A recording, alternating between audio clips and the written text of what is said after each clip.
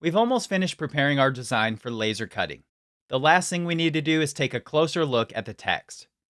The word laser includes two islands or areas of negative space, one in the letter A and one in the letter R.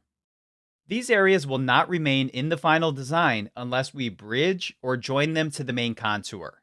Fortunately, this is an easy process in Fusion 360.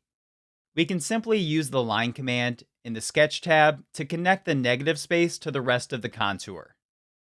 Use dimensions and constraints to precisely place the line geometry as desired. I'll make this 0.1 inches in width by applying the dimension command. Keep in mind that this thickness must be reasonable per your material of choice and the material's thickness.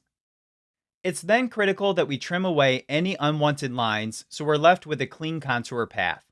This includes the original geometry that makes up the A shape. Because our geometry was originally projected, we'll need to break the projection link. Working with text is one scenario where breaking the projection link is unavoidable. Simply hold down the Shift key and select any pieces of geometry that need to be trimmed. You can then select this project icon, followed by the delete key.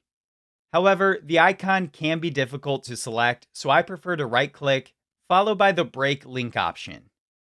Both options will remove the projection link, turning the geometry into standard sketch geometry.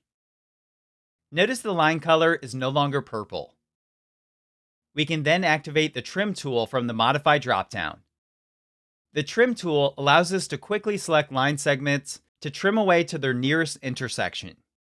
For example, I'll select the bottom and top. Depending on your constraints and dimensions applied, you may get some warning messages in the lower right corner. This is nothing to worry about, though you should be cautious and keep an eye on what you're removing. Notice our letter A is now ready to be cut on a laser cutter. Be sure to double check it's a closed profile by selecting the inside contour.